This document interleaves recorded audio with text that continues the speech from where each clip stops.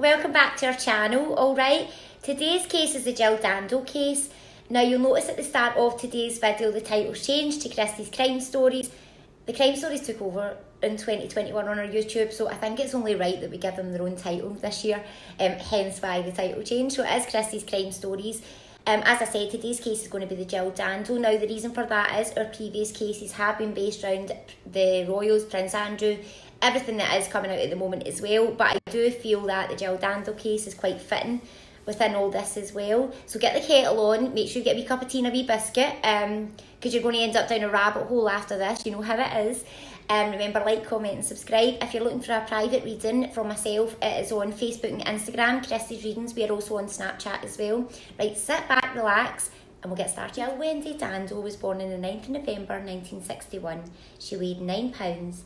She was born to Winifred and Jack Dando. She also had a brother, Nigel. Now, she attended Broad Oak Sixth Form, where she became head girl. She also went on to Cardiff to do her journalism. She was in a drama class as well, where she did theatre performances. So again, she was shown confidence from a young age. She was definitely destined for the television.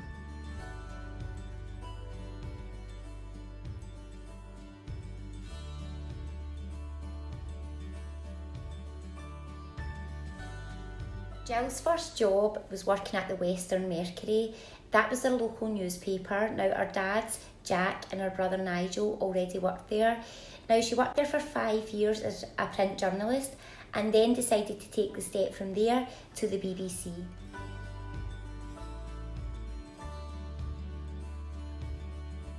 Jill became a newsreader for BBC Radio Devon in 1985. And in 1987, she moved to the southwest for the Plymouth area. In early 1988, until the mid-90s, it was BBC One and BBC Two that aired, but she also presented the breakfast time, the breakfast news, the BBC 1 o'clock news, the 6 o'clock news, the travel programme Holiday, and also, we all know her for best, was for Crime Watch. And she presented that from 1995 until her death. Now, the reason I've put everything in about the BBC, what you do get from this is from 1985 that Jill Dando took a lot of jobs on within the BBC. She was very, very deep-rooted within the BBC. Let's not forget it was safe to say that Jill Dando was one of the highest profile BBC presenters, TV presenters. She had also received an award from the BBC TV Awards for TV personality in 1997. So she was very, very well thought in within the BBC and all over the industry.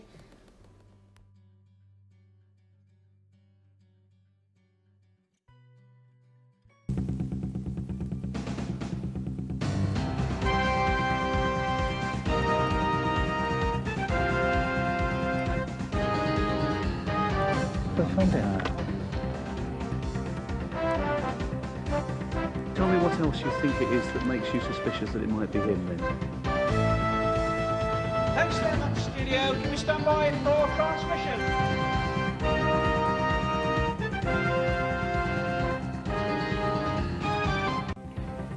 Britain's most important unsolved cases. Now live, you can help solve them. On the 26th of April 1999, at the age of 37, Jill Dando was murdered at her front door. Just a trigger warning for the next part of this video. There will be a few wee videos and telephone calls that might be a little bit disturbing or could trigger things within yourself. So this is the point. You put the kettle on if you don't want to listen to this part. And you'll have a good 2 minutes to go and make your tea before you come back. I do not want to upset anyone by any means. I'm sending so much love to Jill Dando's family. I can imagine it doesn't matter how long ago it happened. It's still very much their present as it's much everyone else's past. So again, just a wee trigger warning for the next part. As I said, Jill Dando was murdered on the 26th of April 1999. Jill Dando was shot dead at her front door at 11:30 on the Monday morning of the 26th of April. Now, it was said that there's possibly a silencer on the gun because no one reported hearing a gunshot. What was reported, which is very, very strange, is that there was 4 sightings of this person pretty much loitering outside Jill Dando's home. I find strange about that, there's 4 sightings of this person and then further sightings after the incident has taken place where a man who has come out of a betting shop sees the suspect running down Fulham Road He was on his mobile. There was a further, I think, 2 sightings at that point as well. What I think's sad about that is that for all those people to have those sightings and see that is evidence in a sense. How come they still couldn't work out who done it? The next bit is a little bit disturbing, as I said. It's a 999 call, but I will let you hear it. Hello, ambulance. I'm walking along Gowan Avenue. It looks like there's somebody collapsed. Confidentially, it looks like it's Jill Dando, and she's collapsed in her door. There's a lot of blood. Can you just approach and check that the lady's breathing for me? She doesn't look as if she's breathing. She's got blood coming from her nose. Her arms are blue. I just need to find out if she's breathing. Is the lady's chest going up and down? Oh my God, no, I don't think she's alive. Right, okay. I'm sorry, Don't worry, I'm going to get some help there as fast as I can. Jill Dando, known and loved by millions, has been brutally murdered. The 37-year-old presenter died in hospital after being found shot through the head on her own doorstep. Tonight in West London, a massive police hunt for the well-dressed man seen running away down the... It says by the news reports that Jill Dando actually passed away at the hospital. I would suggest from that call and what I get psychically, I feel Jill Dando was dead instantly. What I find strange as well is that within those sightings, that person was loitering about. They came across as very confident when they were loitering about. What we need to remember is it was 1999. We didn't have the CCTV footage the way we do now. Big Brother's watching now more than ever, but back then it was very, very different. But again, you would think with all these sightings that it'd be so much easier. Crime Watch did a reconstruction. What I want to do is I don't want to add it all in, but I do want to add a fair bit in. So again, I'm sorry if it's disturbing, but I do think it's important because it could jog someone's memory now. And it is good to look back at the time, how fresh that was at the time as well. So I'm going to pop it in just now, but I know you all want to know what I really think. But going the other way, he had noticed a man in Gowan Avenue standing between 2 parked cars, just standing there. As he approaches Gowan Avenue, Munster Road, and he turns left, parked right on the corner there, but also on the curb, is a dark blue Range Rover. There's nobody in it. I better go. I don't want to get a ticket over there. All right. Love to Glyn. Bye. I was weighing up whether to go home or to Sally Parsons' a shop on Fulham Road. I was thinking quite hard about it, and as I sat there was a man about 1 car length away. He had noticeable dark hair and a blue suit, and he didn't seem uncomfortable or uneasy. I was thinking of my dilemma at the time, but I was somehow dimly aware that he might have been an estate agent.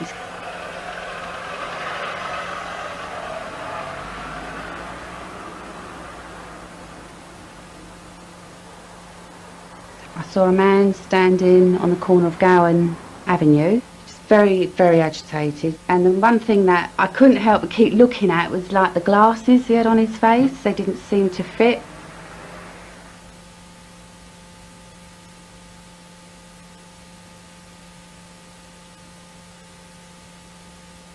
I think it is always difficult for anybody to cope if they don't know why something has happened.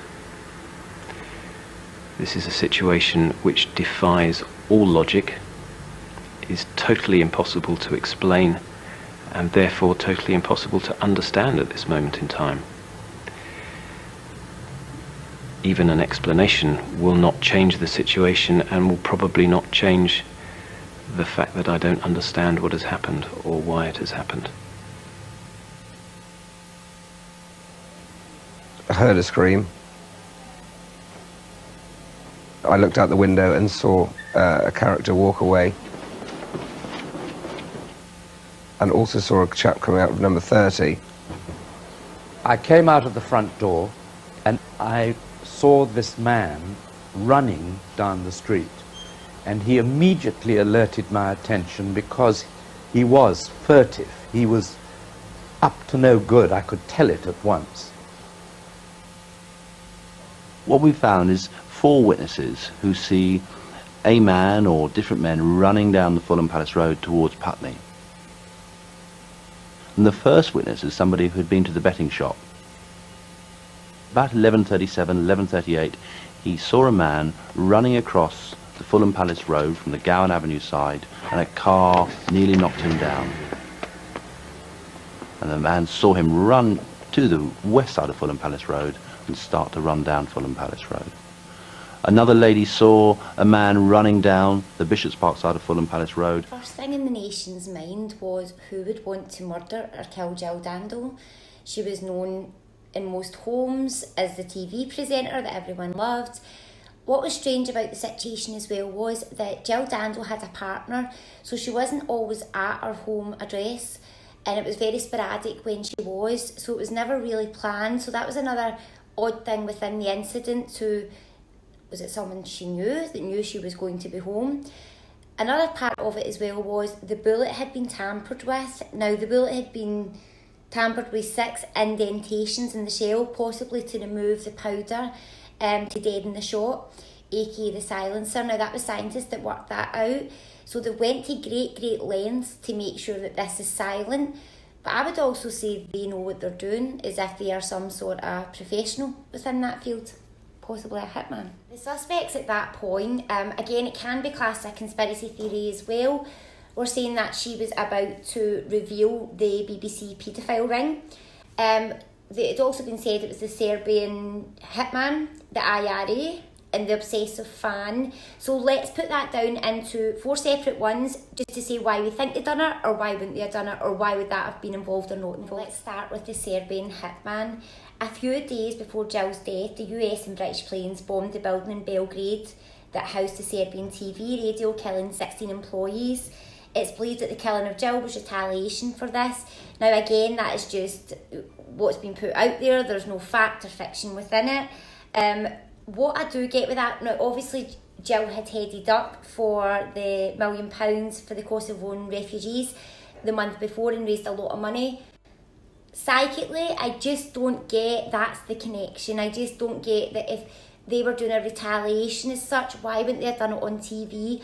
Why wouldn't they have done it where more people could see? Because again, it was a very quick and silent killing, and I just feel that makes all the difference. That is just my opinion on the Serbian hitman. The obsessive fan. Now the obsessive fan was Barry George, and what had actually happened was Jill's previous partner had said that this man had kind of turned up and he was becoming an obsessive fan. But on the day of Jill Dando's murder, it had been reported he'd asked a taxi driver for a free ride or a free lift to go somewhere. It was also that he'd been in prison before for rape. Now, they ended up imprisoning him for 8 years until his lawyers brought a case forward, because they found only a little bit of gunpowder in his pocket, but it was a year later before it was even brought into the investigation, and it was then decided that that type of evidence could not have stood to make him a killer. I kind of agree with that, and the reason I agree with that is, now he was released in 2008, the reason I agree with that is I just think the killing's too clean cut for just a civvy to do it, just my opinion. Now, this is an interesting one, the IRA, but this actually transpired because of Barry George, his legal team. They said the documentation that a man in prison claimed IRA was involved. Wayne Aird claimed senior members chose to target her because of her police links from Crime Watch, and contended that this was covered up to avoid disruption in the Northern Ireland peace process. Police were made aware of this later but didn't investigate further. Again, I don't feel it would be somebody like Jill Dando that they would have went for. They would have nothing really to gain out of that on a political side or on that side full stop. So I don't feel that it was, and I do feel that that was more of a last-ditch attempt around court if they weren't going to believe the actual story. That's what I get on it. Now, I know what one are dying for me to come to, so we're heading to it right now. And I think the fact I've left it to last kind of tells you. The BBC paedophile ring, which I like to call myself the Untouchables. We have done many cases in the last 3 years. The Moira Anderson case, which very much sticks out to me. And that's the first time that I discovered around the paedophile ring. I've done further homework. I do believe that it originated through Fred West, Jimmy Savile. There is a lot of people out without politics, within TV. I do feel it is across the board. I do believe that Jill Dando did know. I do believe Prince Andrew was massive in this. I feel that the Met Police have had something. Now, what I did get when I did my kind of investigating into this case And it's always very interesting with being psychic and doing this. I did an appeal on Crime Watch for Jill Dando once. When Barry George was acquitted of all the charges, there was no fresh reconstruction. Nothing changed. I find that very strange. That's one of your own. We spoke about it at the start of the video. Jill Dando was very deep-rooted within the BBC, but as we said at the start, it was all over the BBC. We were in Devon, all these different places. So she was probably networking with a lot of people and got to know a lot of different people within the BBC that probably had different experiences. And you know what it's like when you start a new job, there's always one telling you about the good and one telling you about the bad, and I'm sure she was no different. And I feel she built her own picture and had very, very good intuition, and I feel she gained her own experiences, which she built her own picture. I sadly feel Tony Blair had something to do with this as well, around the stories or the things that were being said. I believe Maggie Thatcher had played a part in the paedophile ring, even if it was in just the known of it, but I do feel there was more to it than that as well.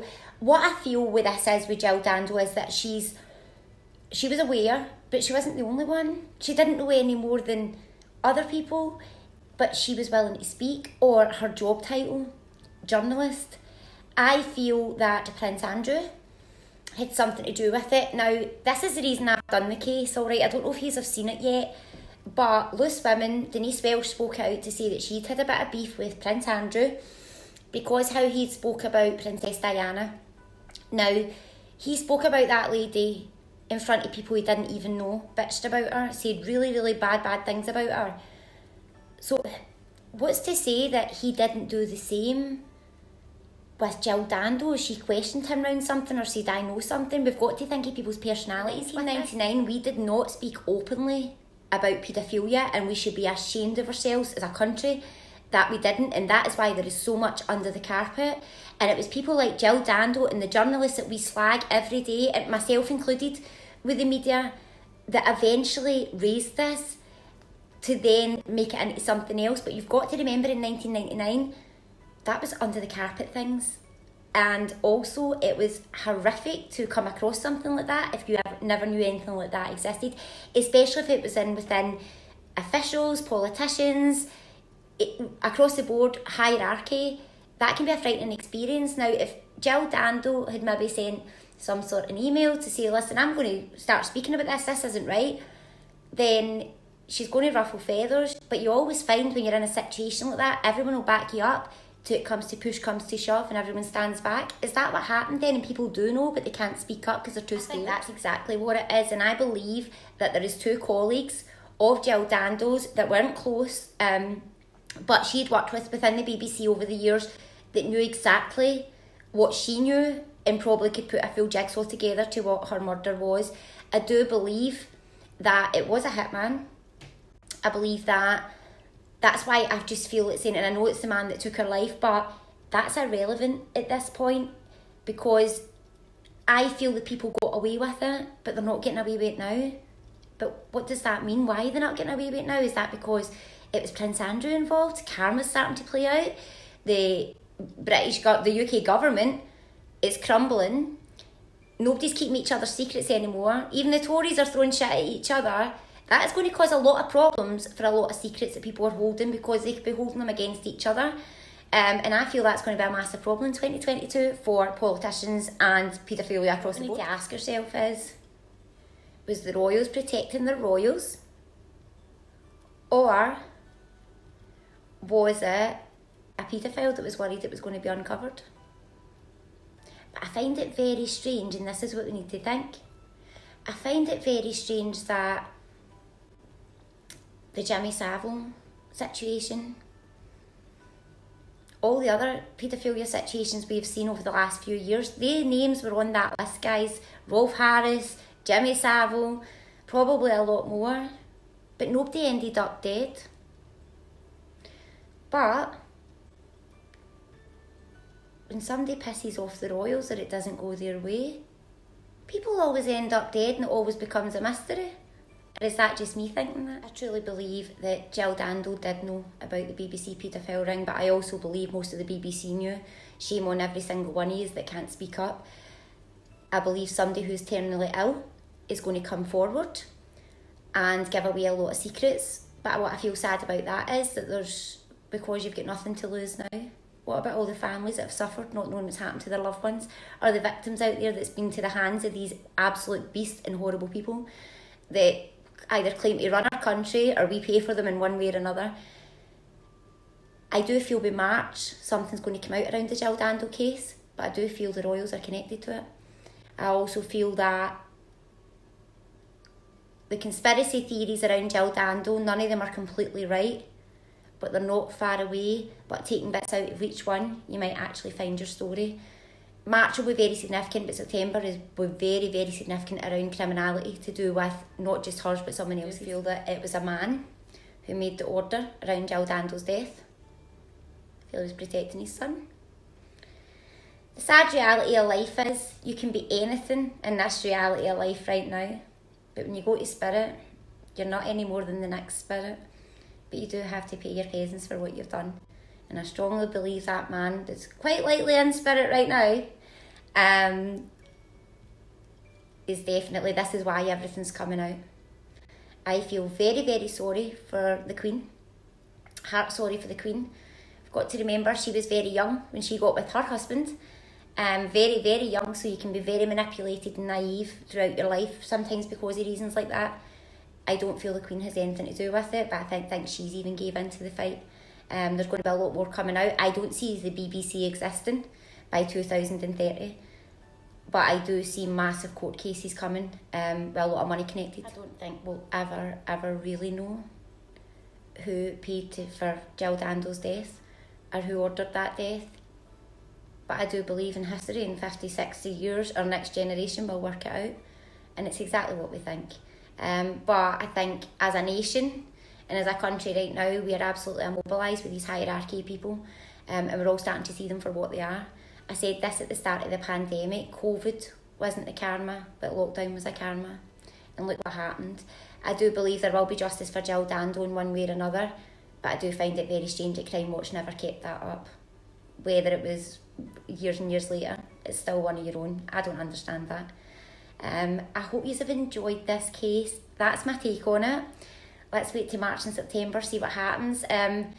Guys, thank you so much for liking, commenting, and subscribing. I love you all so much. You are fabulous. You have got no idea how fabulous you are for supporting me. I nearly never done the spirit box there, but it'd be rude not to. So let's do the spirit box for a little 5 minutes, just see if anything comes through. If you've never experienced the spirit box before, it can be really noisy, it can be a pain in the bum at times, and you might struggle to hear the first few sessions that you pop it on. But there's loads of sessions over on our Facebook and Instagram, Christy's Readings. Remember and give us a wee follow, because you do get a notification when we go live over there. But let's do it just now. Please, if you've got headphones in, I would take them out at this point so you can just listen. If you hear anything in the spirit box, I always rely on you guys' comments, because it can be quite hard to hearing. Sometimes I've got to watch it back and I seem to get more out it then, so feel free to comment below. Thank you so much. Let's do the spirit box and let's see what happens. Jill Dando, if you're with us, can you give us a sign that you're here or come through the spirit box?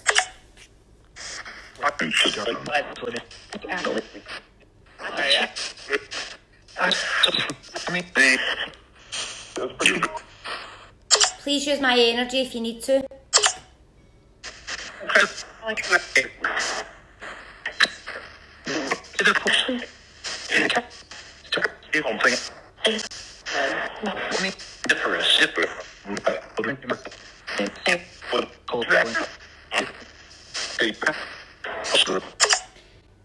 Jill, can you tell us who ordered your murder?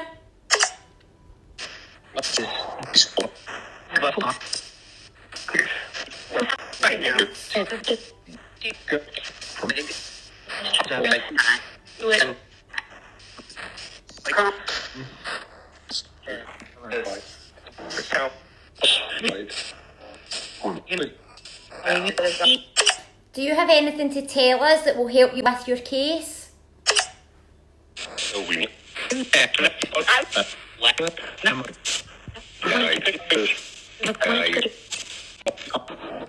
I'm asking the question. Are the royals connected to your murder, Jill Dando?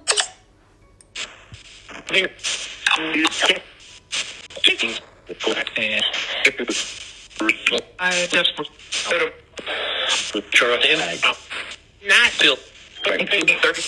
Can you give me the name of the person involved?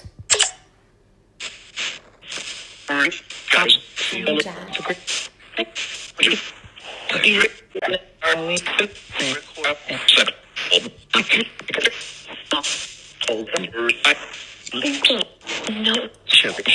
you give us something to solve your case?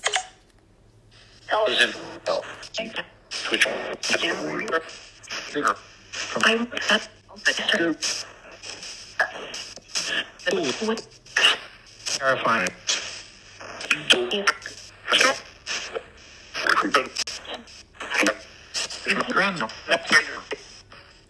Can you tell me anything that's going to happen in the next 6 weeks around the current affairs with the Royals? Good. It's going to explode. Who else is involved in this? I'm so nosy. Do you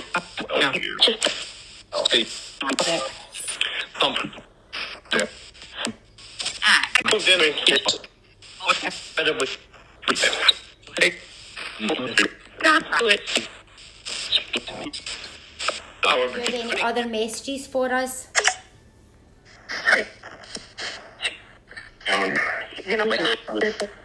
Feeling. I don't know what you know. I'm down. But also, I was very active.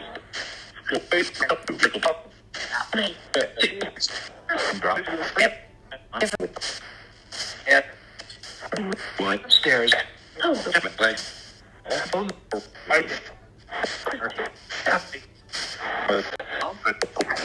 I did. Went up there. Head.